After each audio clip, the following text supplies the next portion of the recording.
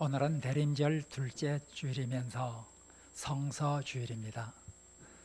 성서주일은 성경 연구가 얼마나 중요한지를 인식하고 또 성경을 온 세계에 널리 보급하자고 하는 이런 의도에서 시작되었습니다. 이 성서주일 운동이 시작된 것은 1804년 영국에서부터 시작이 되었습니다. 그러다가 이 운동이 전 세계로 파급되면서 우리나라에서도 1899년부터 성서주일을 지키게 되었습니다. 1899년 우리나라에서 처음으로 성서주일을 지킬 때는 12월 둘째 주일을 지키지 않았습니다. 그러다가 1954년에 들어서 이젠 우리나라도 다른 세계의 교회들과 마찬가지로 12월 둘째 주일을 성서주일로 지키자 해서 1954년부터 우리나라 교회도 12월 둘째 주일을 성서주일로 지키고 있습니다.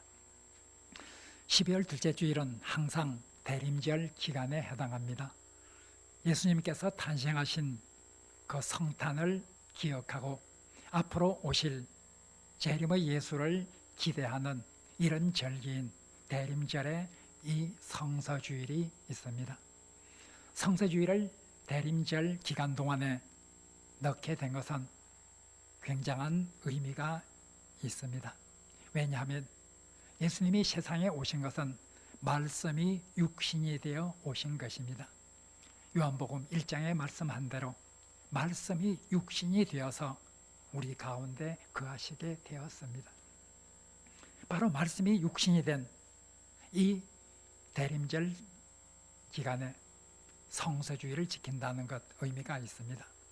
성경은 예수 그리스도를 증언하는 책입니다. 예수 그리스도를 증언하는 이 성경을 바로 대림절 기간 동안에 우리가 그 중요성을 인식하고 성경을 보급하자고 하는 이런 어떤 운동을 한다는 것 굉장히 의미가 있습니다.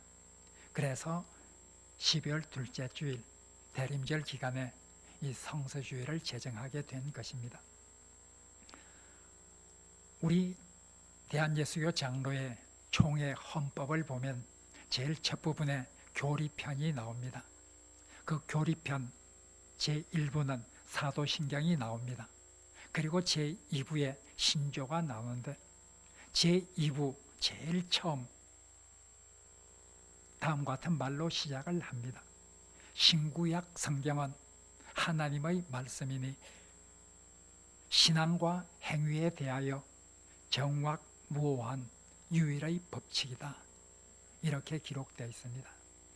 신구약 성경은 우리의 신앙과 행위에 있어서 가장 절대적인 규범이 되는 이런 것이다 하고 말씀하고 있습니다. 어떤 것보다도 성서에 의해서 모든 것이 결정되어야 한다 하는 것입니다. 종교개혁을 일으켰던 마틴 루터도 500년 전에 바로 성서에 근거를 두고 모든 것을 해야 한다. 성서가 우리의 신앙과 행위에 대하여 정확무오한 법칙이라. 이 확신 속에서 오직 성경이라는 기치를 내걸고 종교개혁 운동을 시작하였습니다. 성경은 우리가 무엇을 믿을 것인가, 우리가 어떻게 살 것인가 하는 데 대해서 우리에게 기본적인 지침을 주는 가장 중요한 규범이 된다고 말하고 있습니다. 우리는 이런 성경을 얼마나 소중히 여기면서 얼마나 열심으로 읽고 있습니까? 하나님께서 이 성경을 주시기까지 많은 사람들이 고난을 받았습니다. 고난 가운데서 말씀을 기록하고 또 이 말씀을 보존하기 위해서 얼마나 많은 핍박을 견뎌내야 하는지 모릅니다. 우리 신앙의 조상들이 그렇게 많은 헌신과 피를 흘려가면서까지 지켜낸 이 거룩한 하나님의 말씀을 우리는 소중히 여기면서 이 말씀을 열심히 읽는 이런 그리스도인이 되어야 합니다. 그래야 하나님께서 기뻐하시는 그런 성도가 될 것입니다. 오늘 본문은 성경이 우리의 신앙에 대해서 얼마나 중요한가, 그리스도에 대해서 얼마나 중요한 증언을 하고 있는지를 잘 보여주고 있습니다. 베드로서가 쓰여질 당시에 교회는 큰 혼란이 생겼습니다. 그 혼란은 예수님의 재림을 부인하는 이단이 출현했기 때문입니다. 예수님의 재림이 없다 하고 주장하는 이런 그룹들이 교회 내에서 생겼습니다. 교회가 위기에 처했습니다. 그때에 베드로서 저자는 바로 하나님의 영감을 받아서 이 말씀을 기록하였습니다. 오늘 본문에 보면 예수님의 재림이 있느냐 없느냐, 거기에 대해서 없다고 생각하는 거짓 교사들에 대해서 베드로서 저자는 예수님의 재림은 분명히 있는 것이라 하면서 증언을 하고 있습니다. 아마 오늘 본문에 보면 이 저자는 이젠 죽을 때가 가까워져 왔습니다. 오늘 본문에 보면 우리가 14절에 보면 이젠 내가 장막을 벗어날 때가 가까워 왔다, 임박해 왔다. 장막을 벗어난다는 것은 죽음을 의미합니다. 자기의 육체를 장막으로 비유를 했습니다. 내가 이 장막을 벗어날 때가 가까이 왔다. 그런데 내가 죽기 전에 꼭 여러분들에게 일깨워야 할 것이 있다. 12절에서 그렇게 말합니다. 바로 13절에서 내가 죽기 전에, 장막을 벗어나기 전에 너희들을 일깨워 줄 것이 있다. 그렇게 일깨워서 15절에 보면 내가 죽은 이후에도 너희들이 이것을 회상하면서 기억할 수 있도록 하기 위해 나는 이제 이 말을 기록하고 있다 하고 말합니다. 재림에 관한 이 귀중한 교훈을 내가 죽기 전에 여러분들에게 다시 한번 일깨우기를 원한다 하고 말합니다. 그리고 16절부터 이젠 재림이 확실하다는 것을 근거를 들어서 말하고 있습니다. 우선 오늘 베드로서 저자는 16절에서 18절까지 예수님의 강림하심, 그리스도의 능력과 강림하심이 결코 말로, 허황된 말로 꾸며낸 것이 아니다. 그것은 참으로 이루어질 것이다 하고 말하고 있습니다. 그리스도의 강림, 그리스도의 능력, 즉 그리스도의 능력과 그리스도의 재림은 공교히 꾸며낸 이야기가 아니다. 반드시 있을 것이다 하고 말합니다.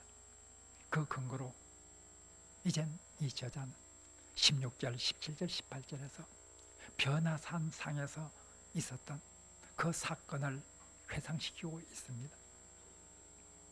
변화산, 예수님의 제자들은 예수님이 살아있을 동안에 그렇게 영광스러운 모습으로 변모하는 것을 보았습니다. 거룩한 산이라고 오늘 말하고 있는 변화산입니다. 그 산 이름은 우리가 알 수 없지만 예수님께서 변모하셨기 때문에 변화산이라 이렇게 이름을 지어서 말하고 있습니다.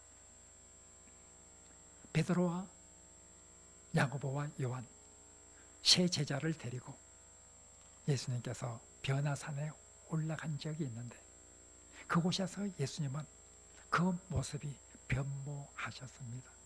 지금까지 이 지상에서 보았던 그런 모습과는 전혀 다른 영광스러운 신적인 위엄을 그들은 목격을 하였습니다. 바로 변화산상에서 그런 신적인 위엄과 영광을 목격하였을 때 하늘에서 음성이 들려왔습니다. 이는 내 사랑하는 아들이요 내 기뻐하는 자라.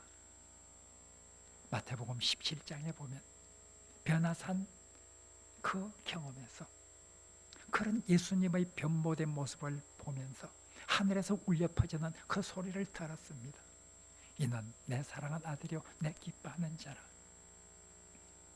그 모습을 보고 바로 이렇게 영광스러운 예수 그리스도는 다시 오겠다고 약속하신 대로 이런 신적인 권위와 영광스러운 위엄을 가지고 다시 세상에 오실 것이라는 이런 확신을 그들은 가지게 되었습니다. 예수님의 말씀대로 그런 신적인 영광과 위엄을 가지고 다시 올 것이라 확신하였습니다.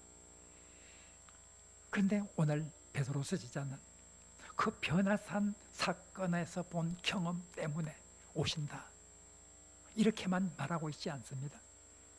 19절에서 이 베드로서 저자는 우리가 경험했던 변화산상에서의 경험, 그 경험은 예수님이 다시 재림한다는 것을 우리에게 확신시키기에 충분하지만 그러나 그보다도 더 중요한 것이 있다.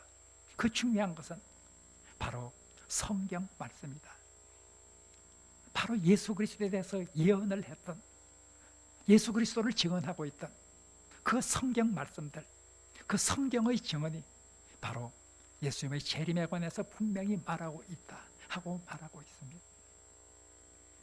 내가 경험한, 내가 듣고 보았던 그 체험이 성경의 증언과 일치한다 하고 말하고 있습니다. 변화산상에서 경험하였던 그 경험은 성경 말씀의 증언과 예수님의 재림에 관해서 똑같이 증언하고 있다 하고 말하고 있습니다. 더 확실한 예언이 있다. 바로 재림을 말하고 있는 여러 신구약 성경의 예언을 말하고 있습니다. 성경이 그렇게 말하고 있다. 바로 성경이 가장 중요한 척도입니다. 내가 경험한 그 신비한 경험을 했지만 그 경험이 성경과 일치하기 때문에 우리의 형과 확신은 옳은 것이다, 이렇게 말하고 있습니다. 우리가 경험한, 우리가 체험한 이런 것들은 다 사람에 따라 다를 수가 있습니다. 잘못하면 우리가 체험하고 경험한 것을 절대화시켜서는 위험할 때가 많습니다. 가사 상태, 잠깐 죽었다가 다시 살아난 이런 사람들이 있습니다. 그런 사람들을 보면 서로 증언하는 것이 같지 않습니다. 어떤 사람은 나는 이렇게 경험했다, 어떤 사람은 나는 저렇게 경험했다, 다 다릅니다. 그런데 자기가 경험한 그것이 모든 사람에게 공통적으로 절대적인 것으로 그렇게 주장을 한다면 그것은 위험합니다. 우리의 경험에 앞서 성경 말씀이 뭐라고 말하고 있는지, 나의 경험이 성경 말씀에서 말하는 것과 일치되는 것인지 그것을 반드시 살펴보아야만 합니다. 누가복음 16장에 보면 부자와 나사로라고 하는 이런 일에 관한 내용이 나옵니다. 부자가 죽어서 꺼지지 않는 불 가운데서 고통을 받고 있습니다.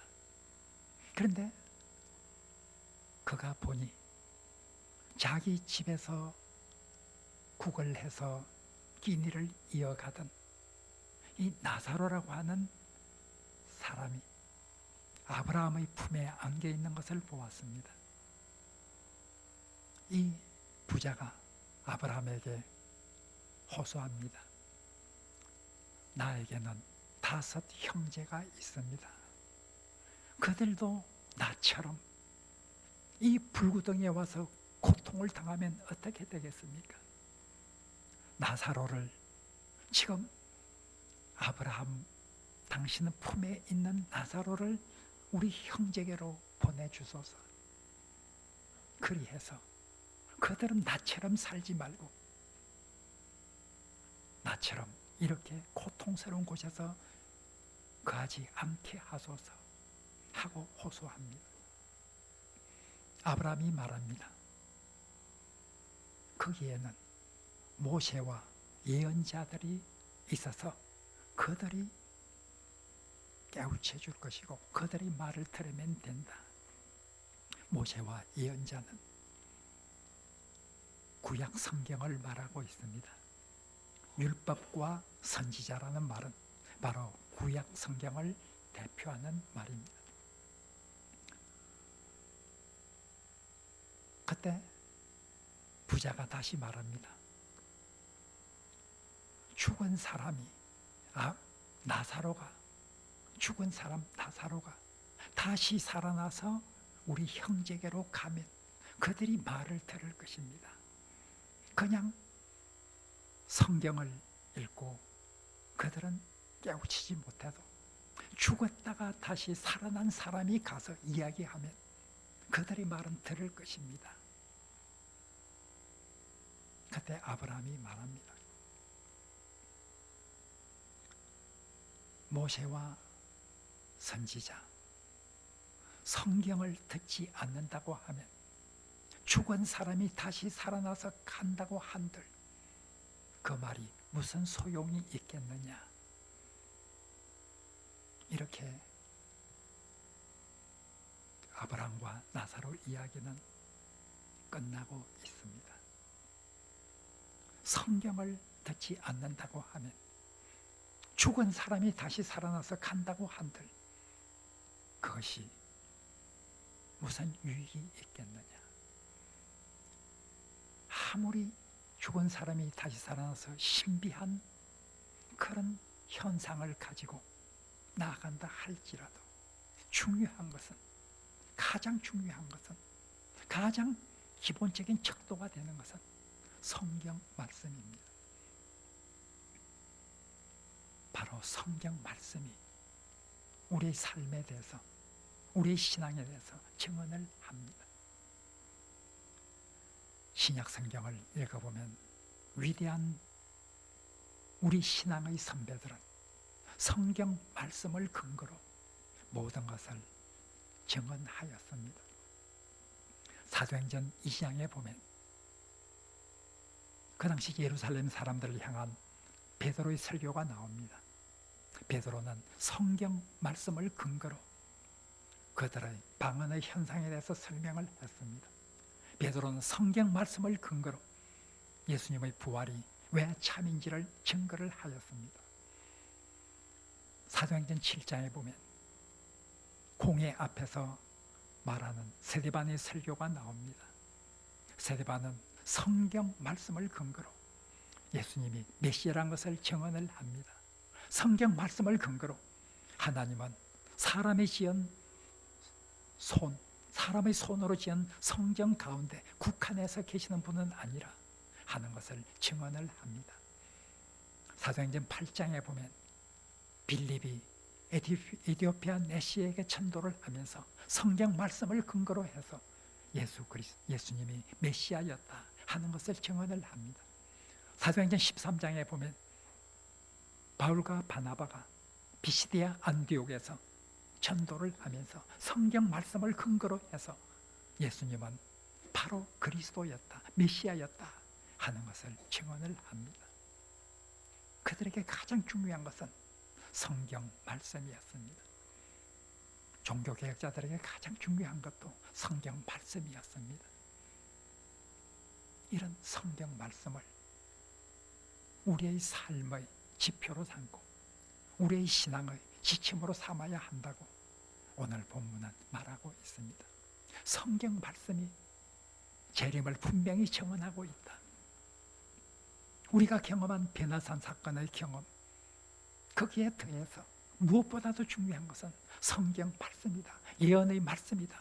성경에 기록된 예언의 말씀이 예수님의 재림을 증언하고 있다 하고 말씀하고 있습니다. 바로 오늘 본문을 읽으면서 우리는 성경 말씀이 얼마나 중요한지를 다시 한번 깨달아야 합니다. 오늘 본문은 말하고 있습니다. 성경은 하나님의 감동을 받은 사람들이 이 말씀을 기록한 것이다. 성경은 사람들이 자기 멋대로 자기의 생각을 기록한 것이 아니다. 하나님의 감동을 받아서 성령으로 기록된 것이 성경이기 때문에 이 성경이야말로 가장 하나님의 기쁘신 뜻을 잘 계시해주는 그런 말씀이라 하고 오늘 본문 결론은 말하고 있습니다. 바로 이런 성경을 우리는 정말 소중히 여겨야 합니다. 그렇게 많은 신앙의 선배들이 순교하면서까지 피를 흘려가면서까지 이 성경을 신앙의 후배들에게 넘겨주기 위해서 노력해 왔는데 우리는 이런 성경을 정말 소중히 여기고 열심히 읽고 공부해야 합니다. 우리 사랑의 빛교회는 성경을 많이 읽습니다. 우리 주보에 보면 성경 통계표가 나와 있습니다. 지난 주일까지 우리 교인들이 읽은 총 성경의 장수는 91,883장입니다. 91,883장을 우리 교인들이 읽었습니다. 신구약 성경은 1189장으로 이루어져 있습니다. 우리가 읽은 91,883장을 1189로 나누면 77.3이라는 숫자가 나옵니다. 우리 교인들이 이 성경을 77회 이상을 읽었습니다. 거의 한 사람이 한 번 이상의 성경을 읽은 것이죠. 성경을 1년에 한 번 읽는다는 건 쉽지 않습니다. 성경을 1년에 한 번 읽기 위해서는 매일 3.3장을 읽어야 합니다. 3.3장을 매일 읽는다는 것 결코 쉬운 일이 아닙니다. 그러나 우리 교인들은 이렇게 많은 성경을 읽었습니다. 성경을 많이 읽는다는 것 참으로 하나님께서 기뻐하실 것입니다. 특별히 우리 교인 중에는 성경을 손으로 필사한 분도 있습니다. 이정숙 권사님이 손으로 필사를 한번 하셨고 올 8월 달에 조희숙 권사님이 성경을 한번 필사를 하셨습니다. 우리 교회는 이렇게 성경을 소중히 여기고 성경을 읽는 그런 교회입니다. 바로 사랑의 빛교회가 성경을 더욱 열심히 읽고 우리 모든 교우들이 성경 읽기에 동참함으로써 우리 사랑의 빛교회가 더욱 말씀 위에 든든히 서가는 교회, 이런 교회로 발전해 나가기를 성서주의를 맞이해서 간절히 부탁드립니다. 기도하겠습니다.